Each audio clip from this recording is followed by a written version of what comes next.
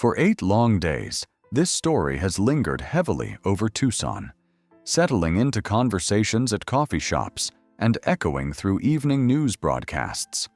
What began as quiet concern has become an agonizing stretch of uncertainty. As of Sunday evening, February 8, 2026, the central truth remains painfully simple.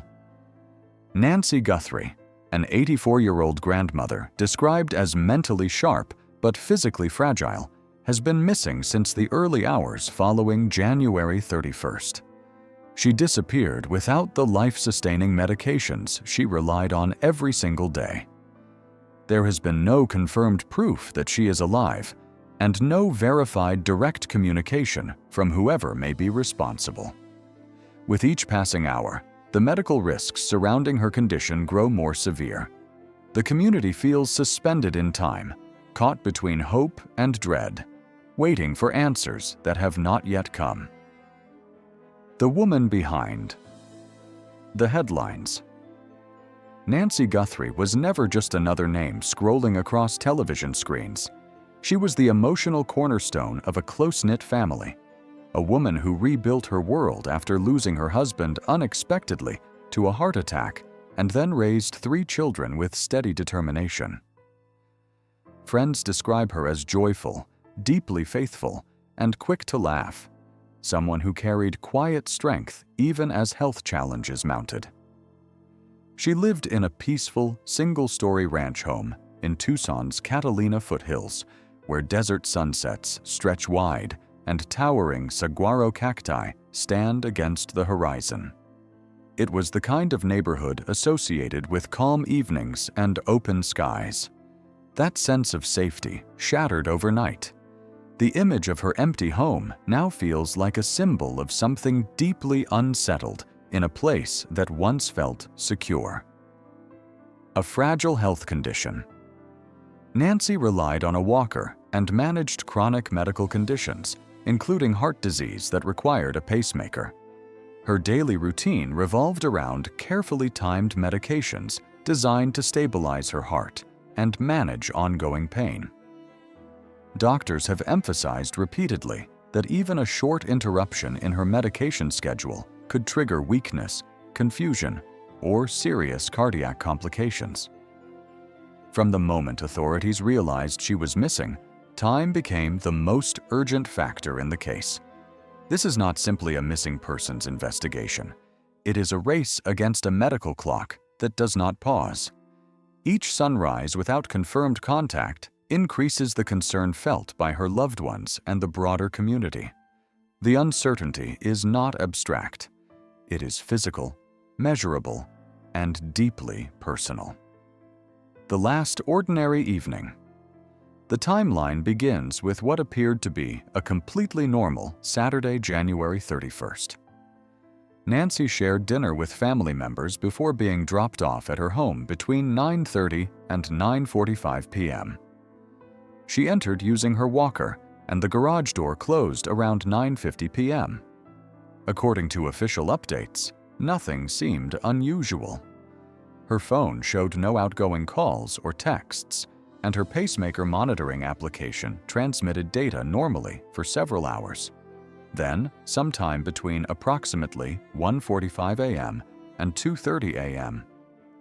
On Sunday morning, February 1st, the signal abruptly stopped. The pacemaker connection vanished. That narrow window of time has since become the focal point of the investigation. What happened during those quiet early morning hours remains the unanswered question that continues to haunt this case. The morning alarm concern began when Nancy failed to appear at church on Sunday morning, something friends say she rarely missed. Phone calls went unanswered. By noon, relatives entered her home and discovered it empty. Deputies responding to the 911 call quickly realized this was not a routine welfare check. Signs of forced entry were documented, along with small amounts of blood inside the home and near the porch area. Within hours, the residence was declared a crime scene. Authorities publicly stated they believed she had likely been taken against her will. The seriousness of that announcement shifted the atmosphere across Tucson.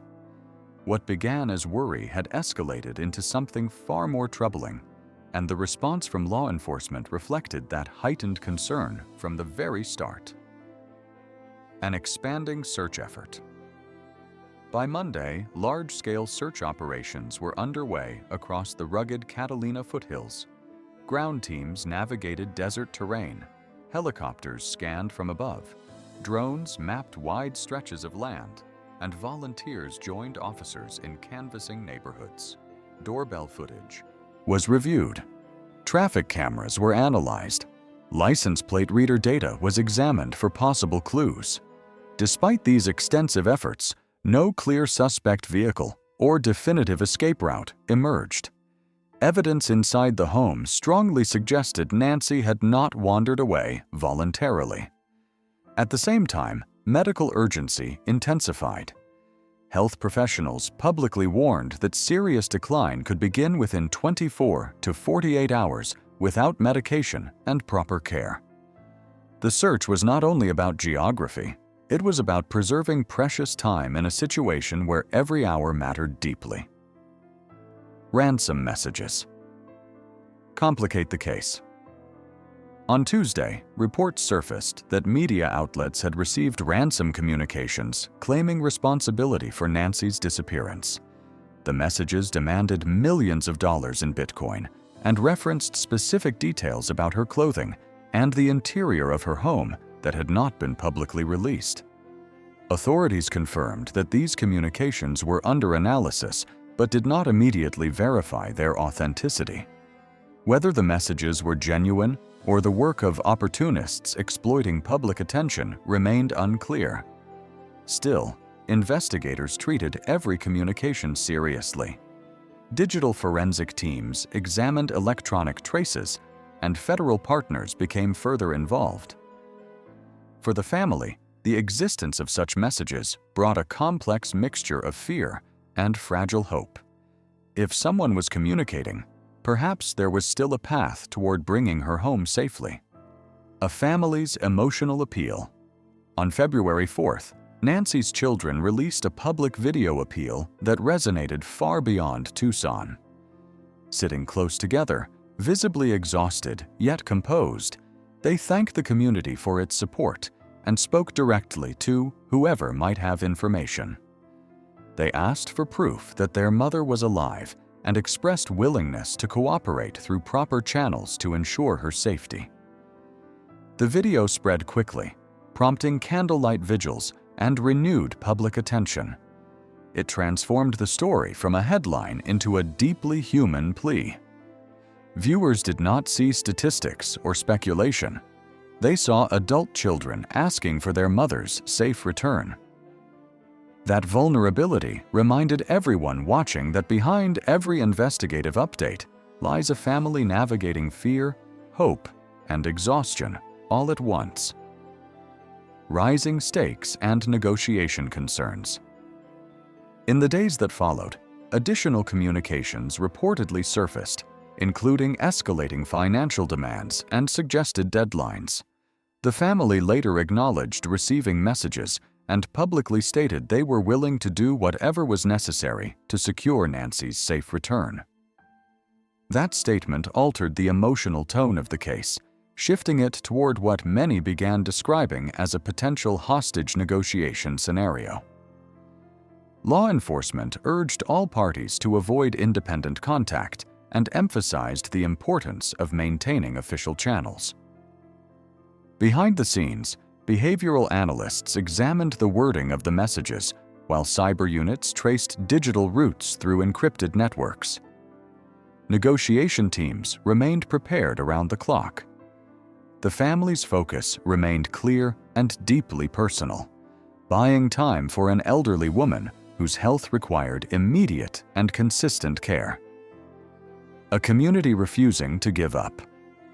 Throughout February 8th, search efforts continued without pause. Deputies, federal agents, K-9 units, drones, and volunteers expanded their reach beyond the immediate neighborhood, considering the possibility that Nancy may have been transported elsewhere. Hundreds of tips poured in daily, most inconclusive, but all carefully reviewed. Medical experts continued to warn publicly that survival without medication, hydration, and stability becomes increasingly uncertain with time. Yet amid the fear, something powerful has emerged. Tucson has rallied. Neighbors have supported search teams, churches have held gatherings, and strangers have shared her image widely with messages of hope. The investigation remains active, and many questions persist. But one thing is clear: Nancy Guthrie is not forgotten, and this community continues to hold its breath, united in hope for her safe return